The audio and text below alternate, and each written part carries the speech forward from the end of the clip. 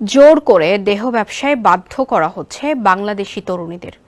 কেউ রাজি না হলে দেওয়া হচ্ছে নানা হুমকি, নেমে আসছে অমানসিক নির্যাতন। প্রথমে নাচের জন্য তাদের আনা হয় মঞ্চে, সেখানকার কোনো খদ্দের পছন্দ করলেই যেতে হয় রুম ডেটিংয়ে।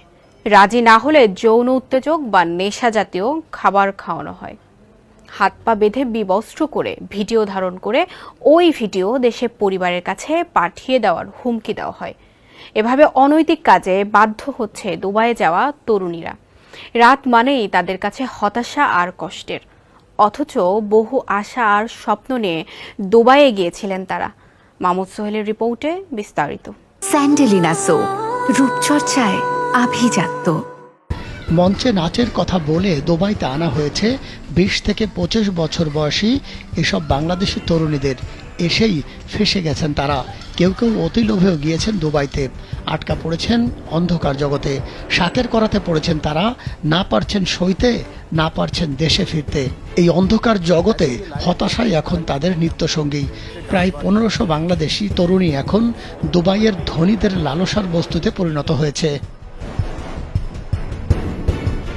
নাচের নামে তাদের কাজের সুযোগ হয় ডান্স বারে, কেউ কেউ সুযোগ পান ওয়েটার বারে অথবা ম্যাসাজ সেন্টারে। তবে রাতে সবাইকে পতিতার কাজে নামতে হয়, নইলে চলে ভয়াল নির্যাতন। দুবাইয়ের ওয়েটার বারে কর্মরত এক তরুণী নাম প্রকাশ না করার শর্তে জানান, তাদেরকে বলা হয়েছিল দুবাইয়ে 3 মাস ব্যাপী একটি নাচের অনুষ্ঠান হবে, এজন্য 3 মাস সেখানে থাকতে হবে। প্রতি মাসে 50,000 করে 3 মাসে দেওয়া হবে 1.5 লাখ টাকা। থাকা খাওয়া ফ্রি, অগ্রিম দেওয়া হয় 50,000 টাকা আর বিমানের টিকিট। দেশে ইন্টারভিউর সময় মেয়েদের ক্যামেরার সামনে নাচতে বলা হয়। সেই ভিডিও পাঠানো হয় দুবাইয়ে অবস্থিত হোটেল রেস্টুরেন্ট মালিকদের কাছে। পরে তারা ভিডিও দেখে মেয়েদের নির্বাচিত করেন। তখন অনেক মেয়েই বলেন তারা দুবাইতে যেয়েই শিখে নেবেন, কেউ কেউ বলেন যে কাজ দেবেন সেটাই করব। এমন সুযোগে মেয়েদের দুবাই নিয়ে যা ইচ্ছে তাই করার সুযোগ পান হোটেল মালিকরা। অনলাইন পোর্টাল ঢাকা পোস্ট এ বিষয়ে বিস্তারিত একটি প্রতিবেদন প্রকাশ করেছে।